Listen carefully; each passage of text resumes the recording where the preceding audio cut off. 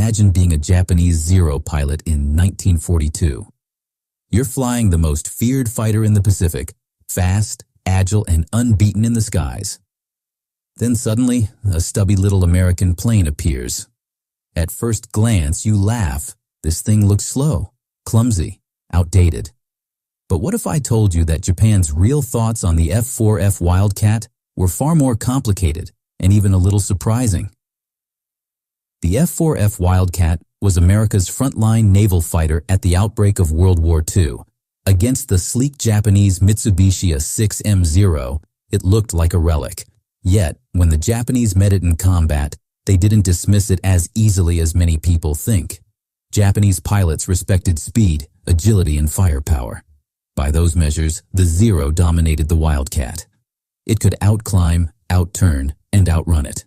Early reports from Japanese squadrons described the Wildcat as heavy and stiff in the air. Many thought it was too slow to pose a serious threat. But here's the twist. The more they faced Wildcats in combat, the more their perception changed. Japanese pilots noticed that while the Wildcat couldn't outmaneuver a Zero, it could take hits like a tank. The Zero, built for extreme agility, was fragile. One good burst, and it could ignite. The Wildcat, however, could be riddled with holes and still limp back to its carrier. That toughness forced Japanese pilots to rethink their tactics. Japanese after-action reports also reveal something fascinating.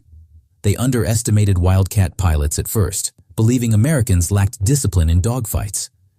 But when U.S. flyers developed the Thach Weave, a defensive maneuver where two Wildcats covered each other's tails, the Japanese were caught off guard.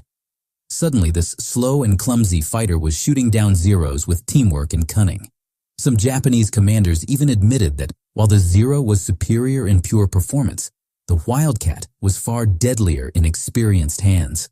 By the battles of Coral Sea and Midway, Japanese pilots realized the Wildcat wasn't just a nuisance, it was a serious threat. Its ruggedness, firepower, and clever tactics meant they could never underestimate it again. In fact, many Japanese survivors later recalled that the Wildcat was the plane that refused to die. So, what did Japan really think of the F4F Wildcat? They saw it as slow, clunky, and outclassed, but also incredibly dangerous when flown by skilled pilots. It wasn't the fastest or the prettiest, but it earned respect the hard way, through grit, durability, and strategy. And maybe that's the ultimate lesson. Sometimes it's not about having the best machine, but about how you use it. What do you think? If you were a pilot back then, would you rather fly the agile Zero or the rugged Wildcat? Let me know in the comments, and don't forget to like and subscribe for more forgotten stories of World War II aviation.